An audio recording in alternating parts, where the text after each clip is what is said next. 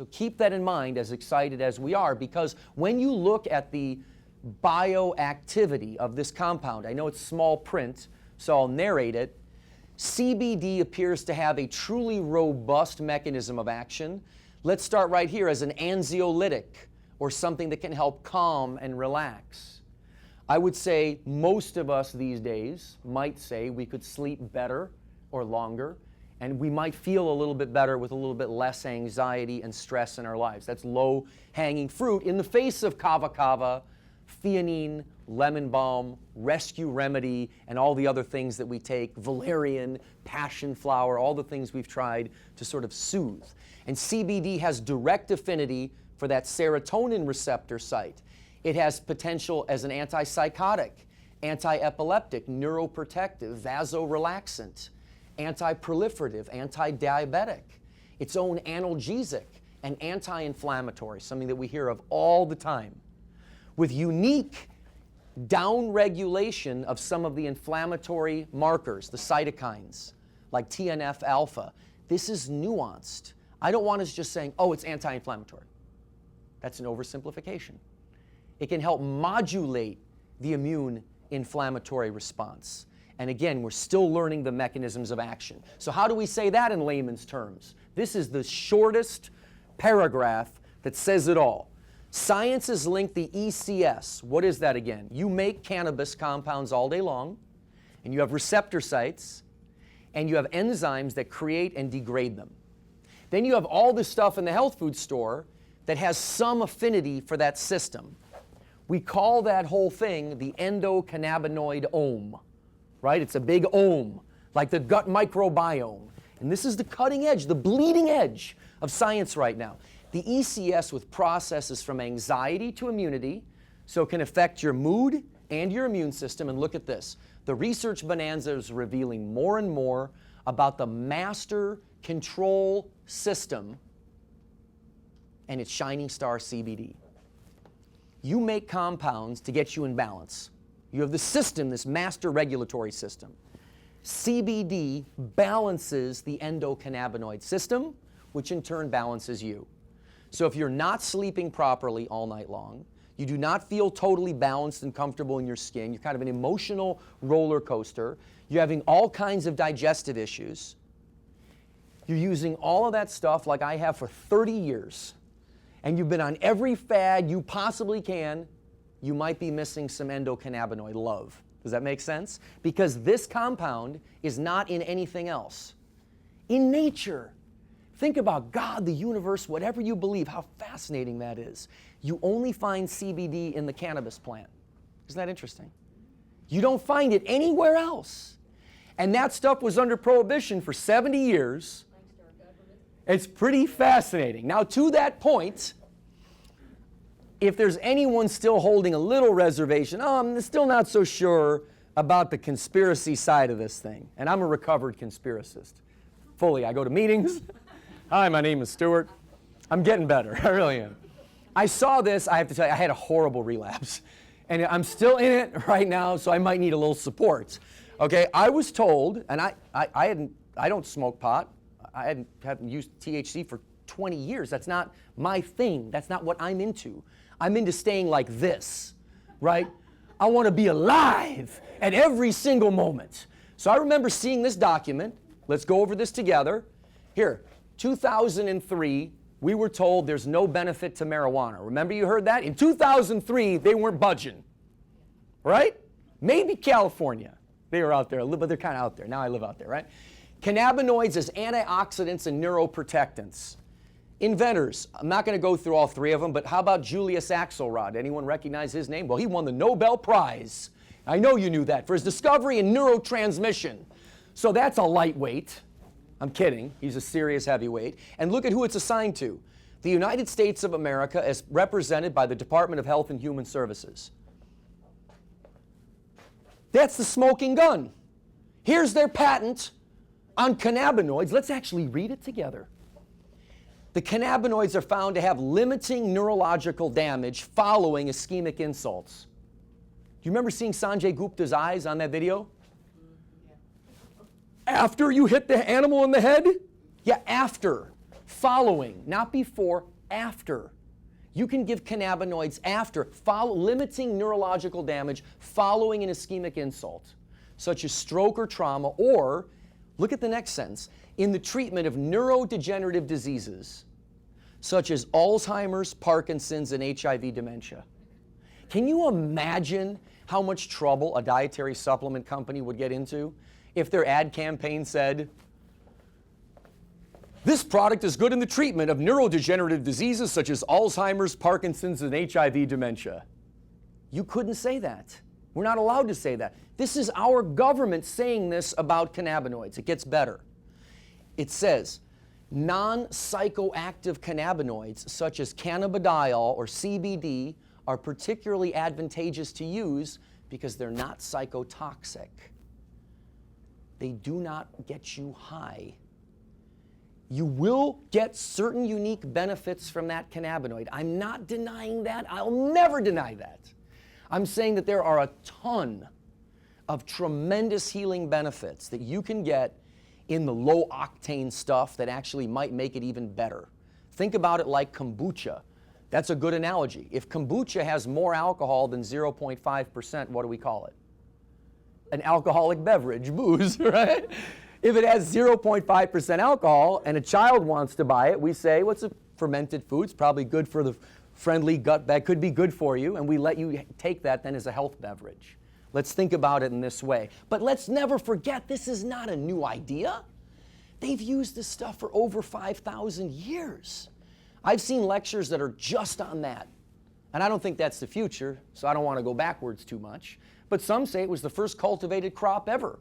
In the 1840s, W.B. O'Shaughnessy, who discovered a cure for cholera, he helped with the telegraph, he was also knighted, brought it from the east to the west and gave it to the Queen of England for menstrual cramps. I remember telling that to my wife, and she said, "It's good enough for the Queen, it's good enough for me."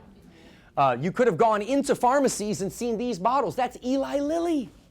That's an Eli Lilly label from Indianapolis. That's a cannabis extract. There was no 80% THC back then. It was Indian hemp. They took ditchweed. They extracted it and put it in a bottle. At the pharmacy, it was in the U.S. Pharmacopoeia. They took it out when we had more patentable medicines, when we had hypodermic needles. People forget that. That was a huge thing, right? When they got into that, they perfected that hypodermic needle. They're like, we're going to get the medicine right where you need it, right? And we got far away from the more natural stuff. And if you went into the pharmacist as an analgesic, a sedative, an anti-inflammatory, anti-spasmodic, they knew about it for seizures back then. In 1906, somebody would have gone into a pharmacy. They're having seizures all the time. They would have taken an Indian hemp extract, and they would have been good to go. And the stuff just disappeared. So we're not really doing anything new, are we? No, we're not. We're legitimatizing, mainstreaming, manufacturing through CGMP certified facilities that are appropriate, high quality dietary botanical extracts. So let's look at the difference between hemp and marijuana. There's a lot of confusion here. Unfortunately, they're both called cannabis sativa. Do you see where that's confusing? That's a problem. So this agricultural hemp here, or smokable ganja, is both named the same thing. Do you think that would be confusing? That's real confusing. So I'll make it simple. We grow this hemp here. It grows about 15 feet to 20 feet tall. We'll talk about the stuff we're growing in Kentucky. When it's finally ready for commercial extraction, when they test it, if it exceeds 0.3% THC, right, below that 0.5% alcohol thing, even lower than that, if it exceeds that, they tell you to burn it all down. They call it marijuana. What difference 1 point makes, right? In everything. They would call it marijuana instead of hemp. So this is something, and then if you go dive a little bit deeper, when you grow indoor cannabis the way it's grown today, I think it has a large carbon footprint. I'd like to know your thoughts. Environmentally, it may be challenging. I know it uses a ton of water. It's a huge strain on power grids. They use fungicides, pesticides, and fertilizers. I think it's unsustainable. Some may disagree. If you look at hemp that's grown outside, it sequesters CO2. I don't care if it's human-made or cyclical, doesn't matter. You might want to get some of it out if you can. Don't go through too much trouble. But if you could just grow something that sucks the CO2 out, like a weed, 15 feet tall in every vacant lot, that seems like a cheap way to deal with that issue, doesn't it? And guess what you could do with that stuff afterwards? Turn to medicine, turn to food. I mean, that could be pretty cool. It requires almost no water, 80% less than cannabis, 80% less than cotton. No artificial light sources, no fungicides, pesticides, or fertilizers. That's textbook sustainability. So I will ask the question, is that kind of environment green or necessarily kind? Is it? It may not be. And so I love the paradoxes, and I'm the first to expose them in myself, right? The peace-loving plant. It's so good, babe. Trust me, bro, right? I live in California now, dude. This is going to be recorded somewhere. They're going to be making fun of me when I go back home. But really, they're like, no, but it's good. We're generating a lot of tax revenue, right? Isn't that what you heard? Except they're using up $6 billion a year in electricity. So I'm not so sure if that ends up being the economic boon the way that they're planning it in every vacant warehouse, right? That may not be the best way to get the most healing material to the most people. You see, this is what our grow looks like at sunset. It looks more like bamboo. I love this stuff. And you need this agricultural scale for the most important thing. What do you think the most important part of bringing a dietary supplement to market is? Just love your quiet introspection. Just a rhetorical question. It's the most important part about bringing a product to market. My opinion is that it is affordable enough for the people that need it the most to get it. Okay? That has got to remain number one. When we're going on all these, I just did the Primal Blueprint podcast the other day. Hi, Mark Sisson, if you're watching this, I'm a big fan. I don't think the answer is everyone is to eat wild-caught salmon. There isn't enough of it, it'll end up being $2,800 a pound. I guess I'm a skeptic, I'm a realist. You are going to need that scale to grow enough stuff to make this inexpensive enough to get it to the people that need it the most. Does that make sense? So we're going to need technology, we're going to need engineering, we're going to need science. It isn't about going back to the Stone Ages, in my opinion, with 9 billion people on the planet. And this is a very, very effective way to make a beautiful medicine. And as a company, we're part of the American Herbal Products Association. Does anyone know who they are? Does anyone here use Herb Farm products or Gaia products? You know all those companies? All the herbal supplement companies belong to APA. And we now have a cannabis committee that I sit on the cannabis committee, and I got to tell you, it's a tremendous amount of fun. I mean, there's yelling and screaming, and it's a food fight. It's really great to watch in real time. And then all the hemp organizations that we're part of, because we're bringing this to market in a very big, serious way. It needs that scale to grow enough of it. We take the entire plant and we CO2 extract it. And if you know about CO2 extraction, it's the most gentle, loving way to preserve the entire plant. So we use everything except for the roots. We CO2 extract it. We have our own laboratory where we do third-party testing, and every batch has a retention sample, which means we can go back and track every single batch to its source. So we know the stuff is safe. We can send out third-party certificates of analysis anytime. And we don't even have that kind of transparency with the rest of these dietary supplements. Not this level of transparency. They've been working on it. But this is because we're a new industry, and we're also a publicly traded company.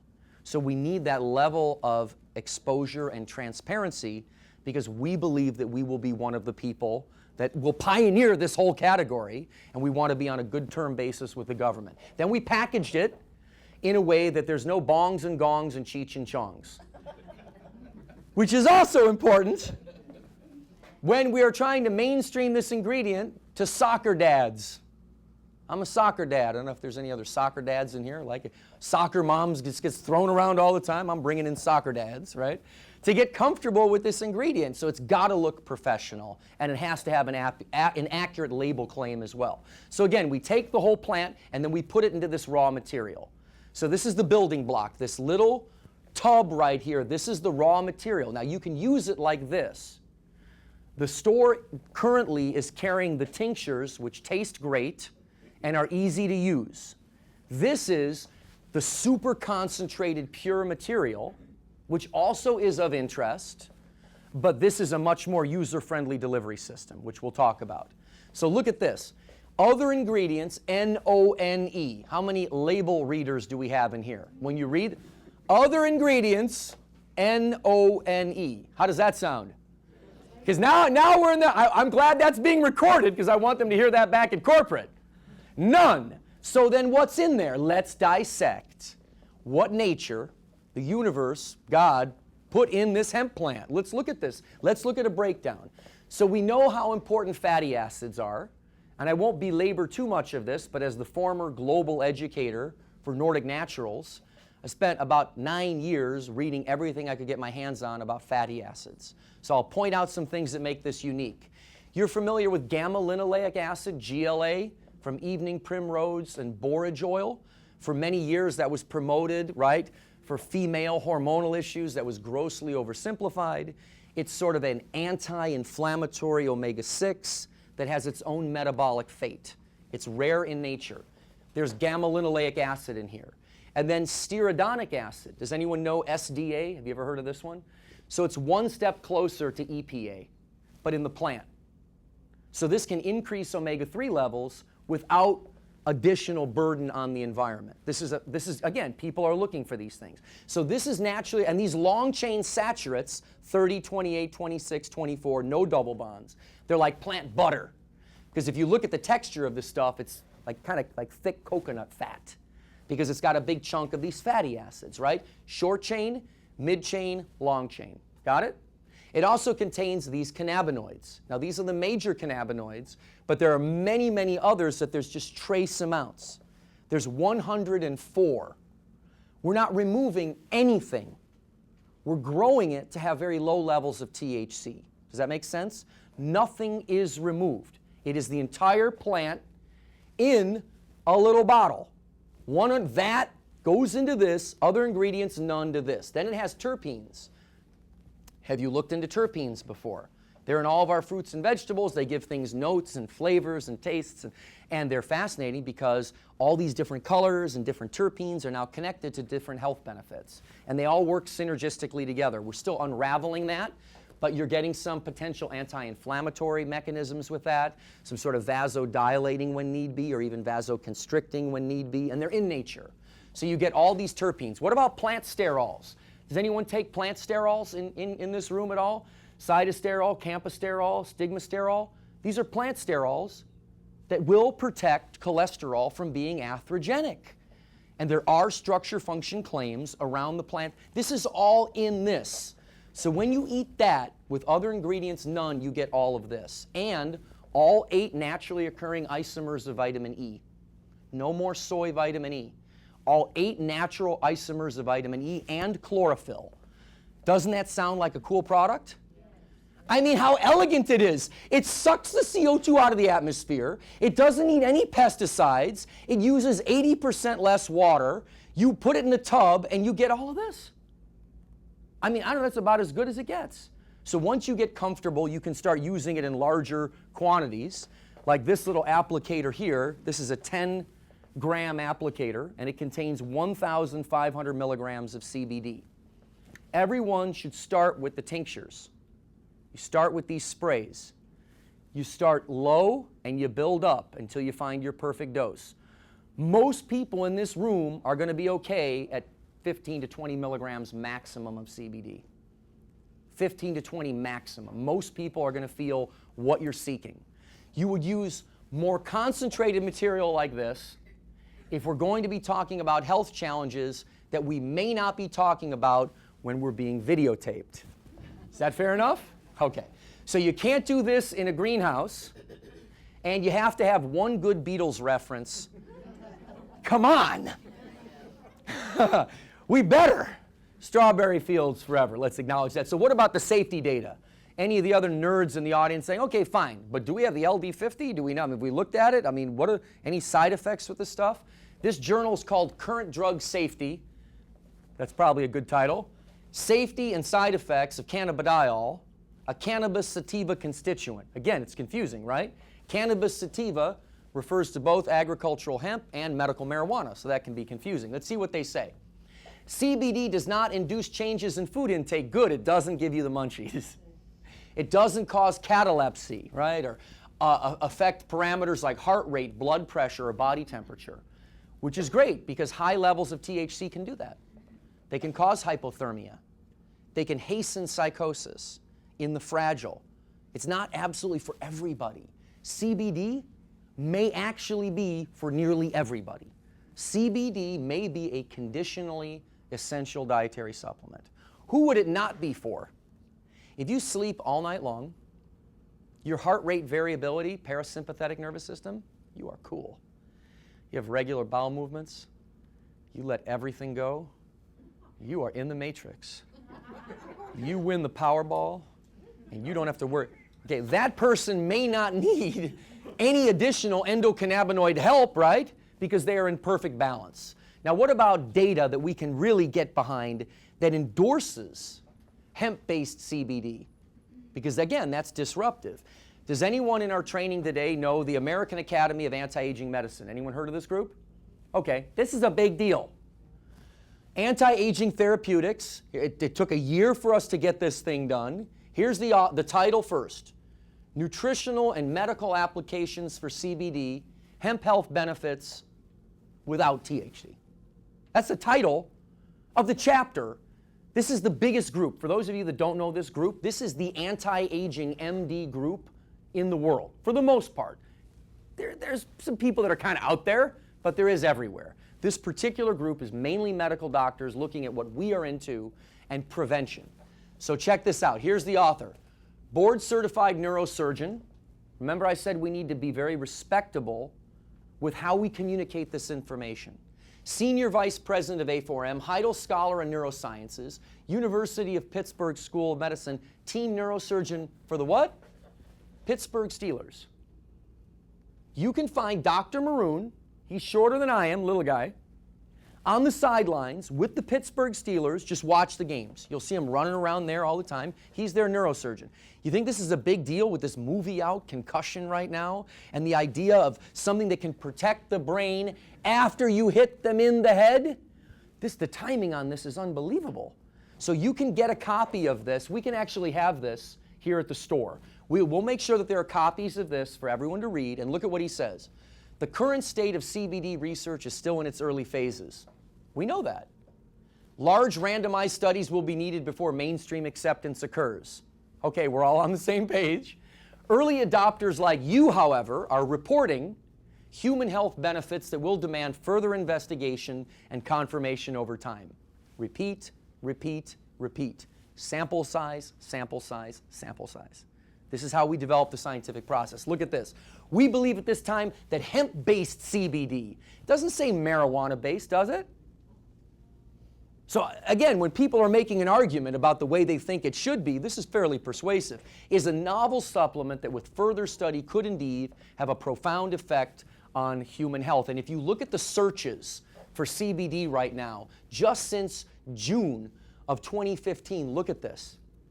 So the internet is abuzz looking for information, looking for truth. And what do we normally find on the World Wide Web? Wow. When you're sick and you get online, it can get really spooky. I decided I was going to get off my thyroid medicine. I was in this ND program. I wanted to become a naturopath, and I realized I'm a business guy. I'm never going to see patients. And so but I took some time off. I took this course, and this guy was doing this muscle testing. And I fell for it. I mean, I've done that. I'm gullible, right? I was like, I love this guy. He's so smart, right? He's going to help me. So I said, do I need to take this thyroid? It was my medication. He does a little muscle testing. He says, nope, you don't need that. He said, how long you been on that, brother? I said, 10 years. Like, if you're on a thyroid medication, you take it every day, right? He says, 10 years is a long time, right? I threw the stuff in the garbage can, and I started getting cold. Colder, colder, and colder. And then I started to get real weird, and I couldn't think straight. So I call my doctor, and I tell him what's going on, and he says, well, check your temperature. Check, my temperature was like 96 degrees and falling. And he said, do not get online. Here's what he said to me. He says, your wife, my wife's also a patient, has a thyroid issue. Get some thyroid medicine from your wife, and do not go online. So what did I do? The moment I hung up, I went online. And it said on there, at that temperature, death was imminent. There's nothing like you're going to get a little side effect. Now, unringing that bell is not easy to do, right? Death is imminent. That's kind of, it took me a couple days to get that out of my head once I warmed up again. What is my point? You're online searching for this stuff. You better have good material to read. Does that make sense? So I'm going to give you some recommendations. First of all, let's always be responsible with our ethics in communication. By spreading accurate and objective information about cannabis, hemp, CBD, and other phytocannabinoids, we support the safe growth of the hemp industry while educating the masses about the widely misunderstood plant. I would recommend you start with this particular book that just came out. And the title of the book, The Medical Powers of Cannabis, I put a picture of Dr. Hicks right on there, so you know there's kind of, he's serious. Look at that face. He's become a friend of mine, but he is serious. This guy is not a cannabis enthusiast. I asked him point blank, have you ever used the stuff? Never. He's a pediatrician, MD, using this exact material with his patients for 2 years. Do you think that's good clinical evidence? If randomized controlled trials are finally indicated, but we have a clinician that's been using it who's an MD pediatrician without a horse in the race, without an agenda, for 2 years, that book is amazing. And he also sees Skype patients as well. So as everyone's dancing around the issue, but how much for this, how much for that? Either start low and build up your dose until you find whether it works for you, or you can go and get a Skype appointment with Dr. Hicks. You can buy the book at greenhealthcube.com or at Amazon. Now, for those of you that like to go even deeper, and this is not for the faint of heart, okay, this isn't a storybook, but if you want to go even deeper, then you've got to read this. So for anyone that really thinks, come on, there got to be a few of you that came here tonight that think, I know all about this. Randomized controlled trials are just starting. What do you know? Okay, if RCTs are just starting, what do we really know? Well, do we know the true mechanisms of action? Do we truly understand the orphan receptors and the role of cannabinoids in some of these more nuanced ways that I was talking about? That book, this will break it down for you. And if you want some inspiration, the endocannabinoid system is one of the most pleiotropic signaling systems in vertebrae. Listen to this. Being involved in all aspects of mammalian physiology and pathology. If you took the time to come to a talk like this tonight, and there isn't something burning in your head thinking, whoa, I got a lot of reading to do, then I have failed tonight. Because that's really why I'm here. I'm not here to sell you the CBD. That stuff is selling itself. That's not why I'm here. I don't want people out there hijacking this conversation any more than it's already been hijacked.